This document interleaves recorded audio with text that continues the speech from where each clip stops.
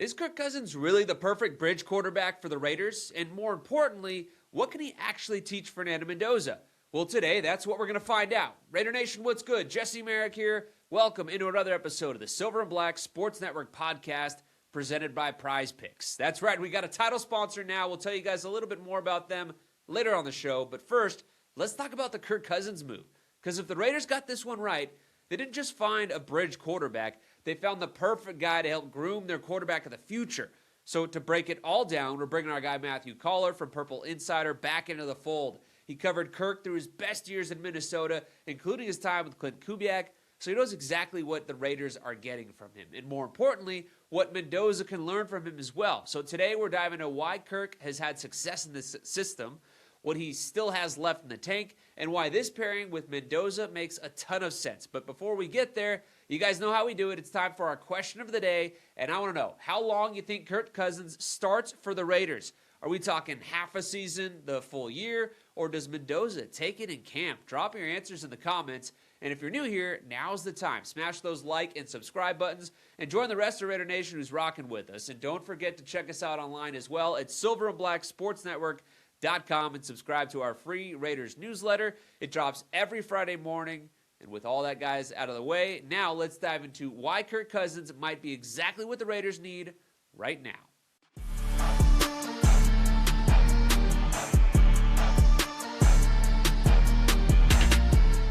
All right, Matthew, thanks for jumping on the show, man. Look, when Kirk Cousins was signed coming to the Raiders, first thought was, man, I got to get Matthew on the show to break this one down because you obviously covered the Vikings and were there for his biggest years as a pro. And obviously that was in the years when Klint Kubiak was there as well. So I'm curious for you, when you first saw the news about Kirk Cousins coming to Las Vegas to play for the Raiders, what was your first reaction? Well, I thought it was a really good fit. I mean, first of all, because I was here in 2021 when Kirk played with Klint Kubiak, and it was some of Kirk's best play. Unfortunately, that season ends up a little forgotten to history for some other stuff. One, their defense fell completely apart. There was also a battle waging between the head coach and Kirk Cousins, and that was an uncomfortable situation the entire time Kirk was here with Mike Zimmer, because Zimmer had wanted to spend the money on defense and not on a quarterback. And there were just issues between those two, but not issues between Kirk and his offensive coordinators through the years, whether it was Kevin Stefanski or Gary Kubiak or Klint Kubiak. It seemed that those two were very much on the same page. And one thing that Klint did really, really well with Kirk was got the ball out of his hands. It was always an issue with Kirk Cousins of taking big sacks. And it seemed whatever it was that he did, it worked really effectively there. And I noticed that same thing was the case with getting the ball out of Sam Darnold's hands, where Darnold had over 40 sacks for the Vikings. And then I believe he only had 27 times sacked last year for the Seahawks. And I think that that's just how well Klint Kubiak ties together the run and the pass. And I think that really fit for Kirk Cousins. He's really good under center. He's really good running play action. But even more so, this is two guys that know the Shanahan Kubiak scheme as well as anybody who is walking planet Earth. I mean, Kirk Cousins came into the NFL drafted by Mike Shanahan. Mike Shanahan's right-hand man forever was Gary Kubiak. You know, Kubiak goes down to Houston and puts in that offense with Matt Schaub, and it works there. And in Washington, Kirk had some good receivers, good setup, good offensive line. But really, I think the thing that made him stick there, and there was the whole controversy with RG3, was just that he was a good fit for that offense. He gets under center. He's good with bootlegs, play action. He's really good. He was before the Achilles injury. I don't know where he's at with this now, but really good when it came to that boot action of if you could give him a little more time and space to throw down the field, he can be very, very accurate. But I think when you're talking about a situation where someone's supposed to be a bridge quarterback, where part of the job is to help the younger number one overall draft pick, presumably Fernando Mendoza, I don't know that you could get anybody better in the National Football League to come in and show a young guy how to be a professional, how to go about your work, how to study the right way. Because, remember the Caleb Williams thing where he was like, well, no one really showed me how to watch film. And we all laughed at him. I will admit, I was like, oh, come on, bro, really? But that's a real thing of like not just watching film, but watching it with intentionality. Like, what are you supposed to be learning? What are you supposed to be taking away here? And Kirk Cousins is as prepared and as knowledgeable as anybody in the NFL with how to play for Klint Kubiak. So I think that that makes a lot of sense with the synergy there. And I also think that where Kirk's at in his career, he wouldn't sign a contract there if he wasn't signing up for that. If he didn't know that that was going to be part of the job. And he got a little experience with that with Michael Penix of what it's like to work with a younger quarterback because he really never had that here in Minnesota. Hey there, guys. We'll get back to the interview in a second, but real quick, we told you about our sponsor for today's show, Prize Picks. They're America's #1 sports picks app, and they're running a promo for new users right now. So go download the app and use the code HMA to play $5 and get $50 in lineups. For more info, check out the link in the description of today's video, and make sure you only play if you can do it responsibly and if you have the means to do so. In the meantime, though, let's dive back into our interview. Yeah, and I think that's the unique thing in this too is Kirk is choosing this role. Like he knows exactly what he's getting into. He's choosing Fernando Mendoza, like because they got the top overall pick. You know what's going on, and you know what's going to be expected of you as well. So I guess to that point too, from what you could tell when you were there, like what was Kirk like, in that quarterback room with the other QBs on the roster in that time? Yeah, when Kirk was here, he was just in a different place in his career. I mean, he was the franchise quarterback for the Vikings. He was one of the highest paid quarterbacks, which was maybe brought up a time or 400 while he was here. But they didn't set up the quarterback room like this. I mean, they at one point drafted Kellen Mond. That was in 2021. And that was an uncomfortable situation too, because Mike Zimmer did not want them to draft Kellen Mond and wanted nothing to do with him, which was kind of understandable. It's a funny little side story that Kellen Mond went on a big rant on LinkedIn about this. I'm not even joking. On That LinkedIn, it's like happened. Fernando Mendoza style right there on LinkedIn. Yes, yeah, exactly. Except for, this was a third round draft pick, and it from day one, it was pretty clear it wasn't going to work out with Mond. And actually it was Kevin O'Connell who ended up cutting Kellen Mond eventually. But there was no real, hey, you got to mentor this kid. He's going to be our future franchise quarterback. I think if anything, Kirk probably behind the scenes, I'm not saying I'm reporting this, but I would just assume that he was a little put off by them drafting another quarterback as high as the third round, because it looks like, hey, we're looking for your potential replacement. And if we're being honest, they were hoping that they could draft somebody and develop them for a year and then have a succession plan for Kirk when he ultimately left, because he was expensive and he was getting older and they hadn't won a whole heck of a lot with an expensive quarterback contract and not really being able to build the rest of the roster. So it was a complicated situation. There's even more layers to that whole thing with Mond and Zimmer, and because that was during the COVID time. So that was just a weird spot to be in, where this is not. So I don't think there's any real comparable, because they never had development quarterbacks when Kirk was here. I mean, there was a guy named Kyle Sloter who every once in a while pops up in a UFL or something like that type of league as their quarterback 3, but he was in his mid-20s. He wasn't really a super young kid. And then they had Trevor Siemian, who's a veteran, and then they had Sean Mannion, who was a veteran and now is the offensive coordinator of the Philadelphia Eagles. So he was much more of a, you are here to help Kirk, because Sean Mannion is a savant. He's honestly one of the smartest football people I've ever been around, but he was not there to play football games. He was there to be in that quarterback room and help Kirk Cousins. So the situation that you're talking about with the Raiders right now and Fernando Mendoza was not really emulated here. But I think what we see with the fact that Kirk has decided to come back is that he is comfortable with that type of mentor / bridge quarterback role, which I don't think at the place he was at in his career even 2 years ago that he would have been okay with that.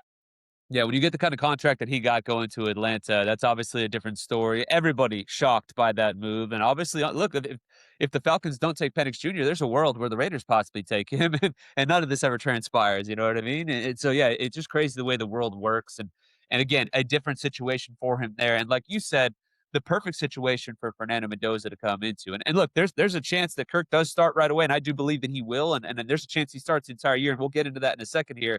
But I do want to dive into more of kind of what he could do for Mendoza that you talked about that really stood out to me is the sacks portion of it. You mentioned the fact that he took some sacks early on too, his time in Minnesota and just his career as a whole, which is, average for normal or for young quarterbacks coming to the league. Mendoza took, I believe it was 41 when he was at Cal, and then dropped that number down to 25 at Indiana, but still at times took sacks that he shouldn't have. I guess how much does it help in that regard having not only Kirk but Klint there, as you alluded to, and how do they go about making these guys take the sacks less? Is it more of getting the ball out faster, realizing what the defense is doing? From your perspective, I guess what has been the biggest thing that's created that for them? Yeah, I think that Klint Kubiak understands as well as Gary did and Mike Shanahan did that, part of the benefit of running the ball successfully is that they can't rush you if you're running the ball. If you are in 2nd and 4, let's say that the Raiders decide to block people this year with Ashton Genty in the backfield, you might be in 2nd and 4 or less quite often. And this is another thing too, with Klint bringing in his wrecking crew of coaches.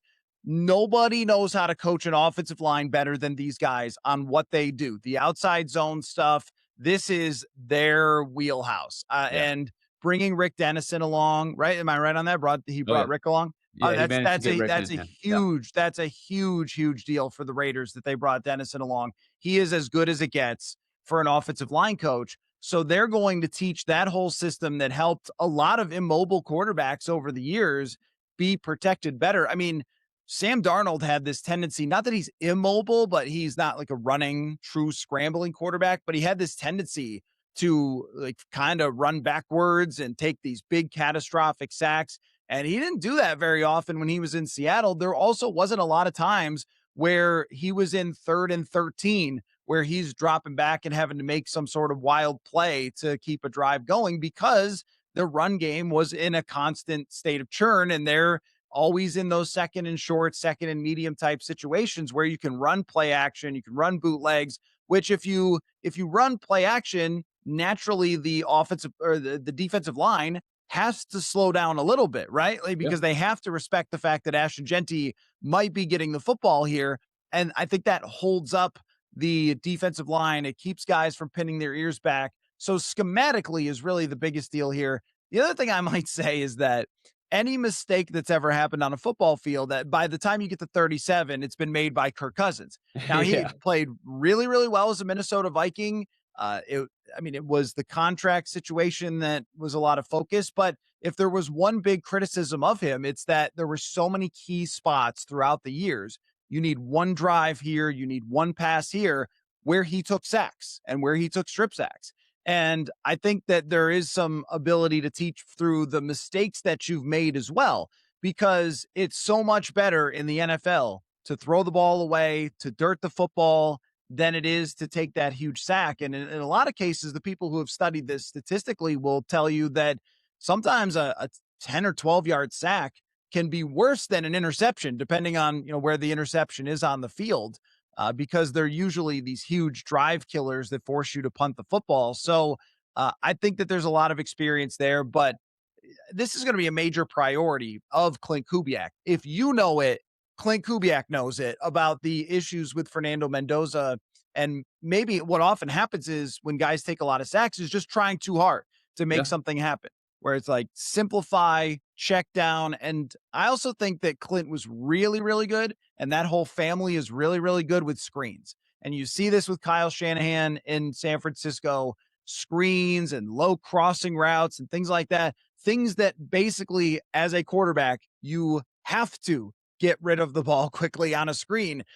And if you get that game going with Genty out of the backfield, I think also tight end screens for the Raiders are something that could be really, really effective using the tight end. Look through the Kubiak and Shanahan history of tight ends.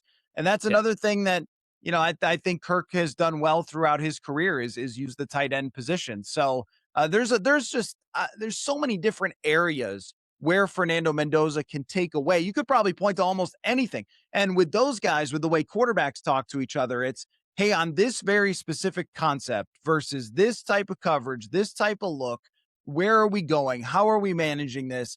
And Kirk knows it all. I mean, he's just done it for so many years, whether it was here in Washington, that there's nobody better for him to ask questions to about any concept.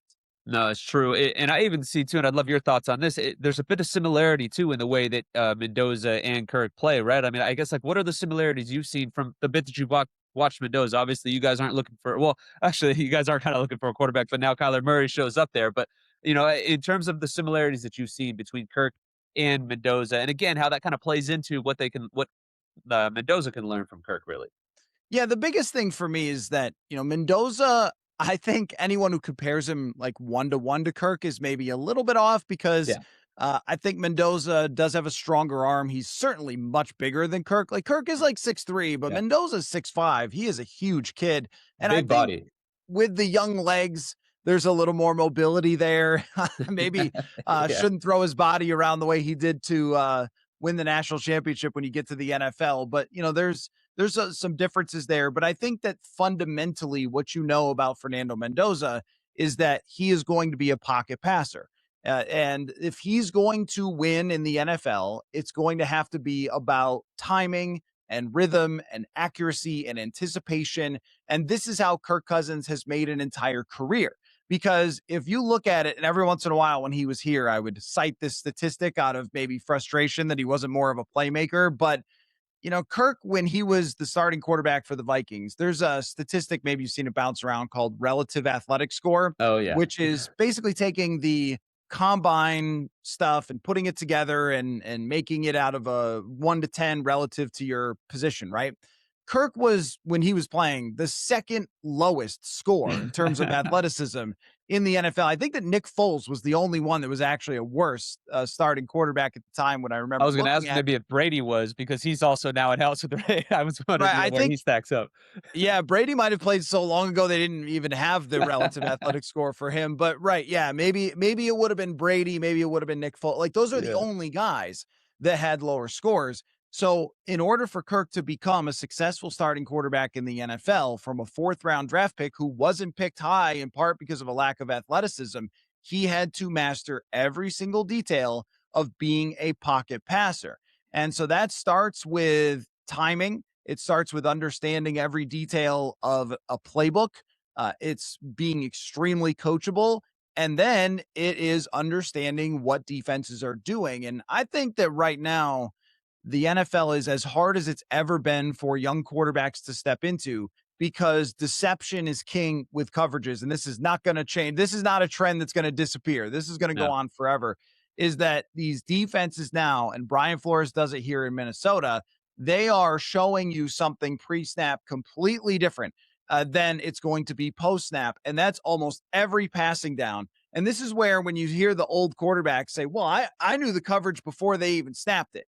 Like that's true, but if you go back and watch games from '06, the corners are just standing there, the safeties are just Yeah. standing there. They're showing you the coverage before the snap, and Mhm. now they're not doing that at all. I mean, there's so many different deceptions, shifts, and you have guys walking around on the defensive line. You have players lining up in positions where they don't even belong.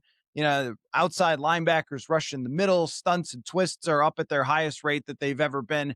This is a nightmare for a young quarterback. This is the reason that the organization is doing the right thing Yeah. in spades by bringing in a veteran quarterback who knows what he's looking at. But I think that might be the biggest thing that Fernando Mendoza can take away is to understand what he's seeing on the other side.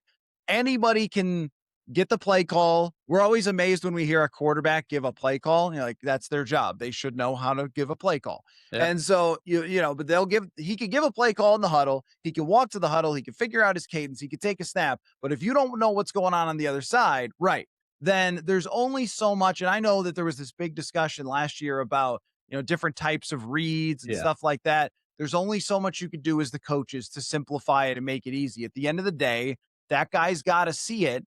And if he does, and if he can learn that, then he could be a good quarterback in the NFL.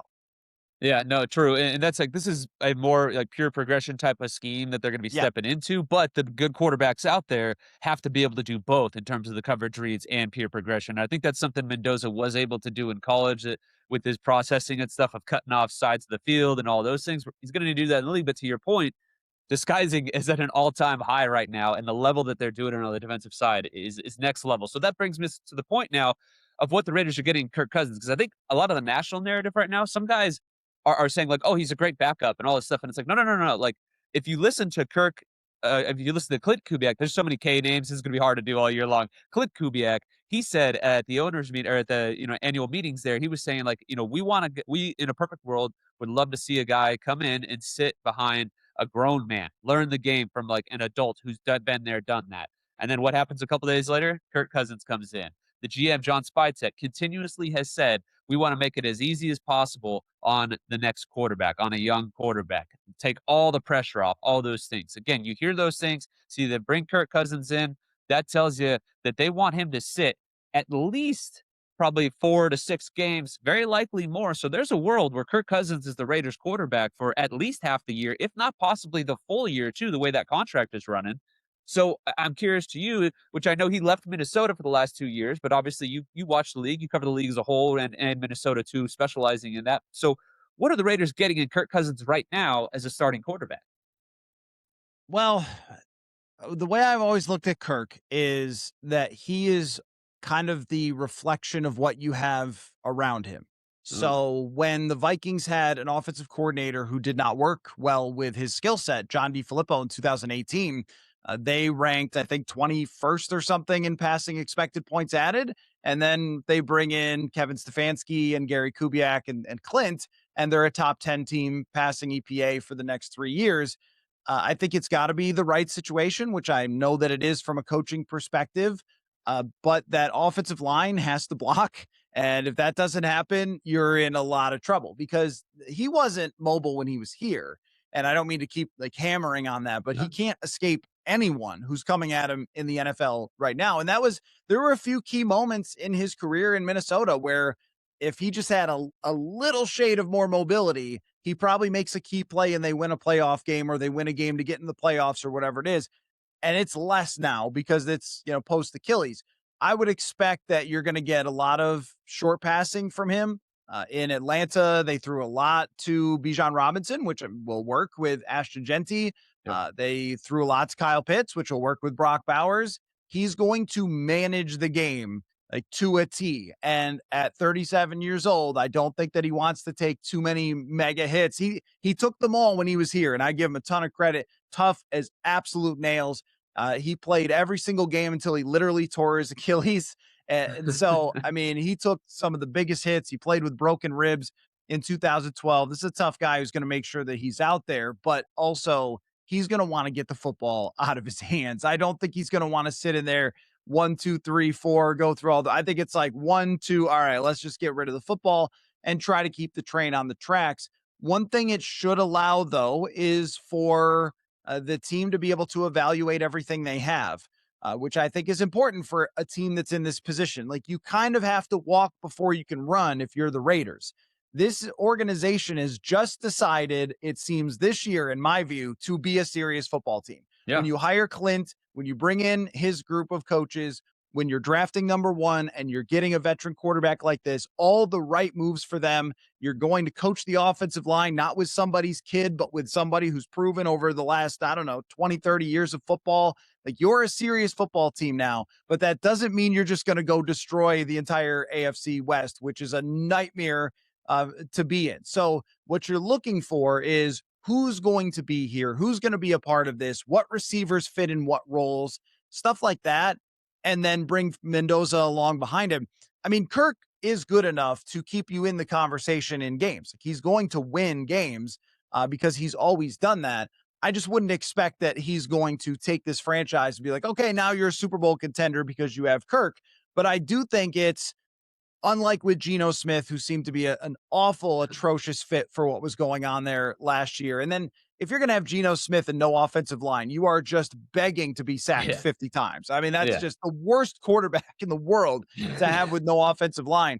I think Kirk has been through it all and can make up for some of that by getting rid of the football a little faster. But it's really important to know what you have and to have a quarterback who's competent enough to lead the way on a weekly basis to where everybody goes in saying, we could win this game. We're not going to win it because of him, but if we play well, we can win. And, hey, you have Jalen Naylor there. Well, what's his upside, right? Because we've seen him here in Minnesota play well, but can he be that number 2 wide receiver? Well, Kirk's going to allow you to find that out. And then for the future, I think you're going to understand what you have for the offensive line. It's not like the quarterback is going to make everything look so bad that you just want to get rid of every single player. And then what he gives you too is a flexibility to decide when Mendoza is really ready.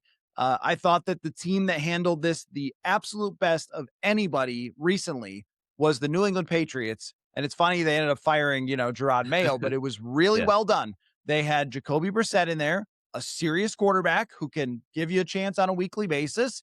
And then once the wheels came off, they went to Drake May, but he got like 10 weeks or whatever it was to develop, to see how it's done, to go through the game planning process.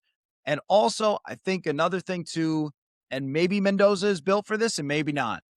I think the hardest part of the NFL is the emotional ups and downs. I have no idea how anybody does it. I mean, it's kind of Yeah. like the premise of Survivor, right? Is to put people into these terrible circumstances and see who cracks. Well, it's kind of like the NFL with that. Only people can kill you. So Mendoza has no idea what this is like. That none of them do. Caleb Williams found out. I think Caleb Williams probably walked into the NFL and thought, "Oh yeah, I'm going to dominate. I've always dominated." And like, whoops, it's a lot harder here.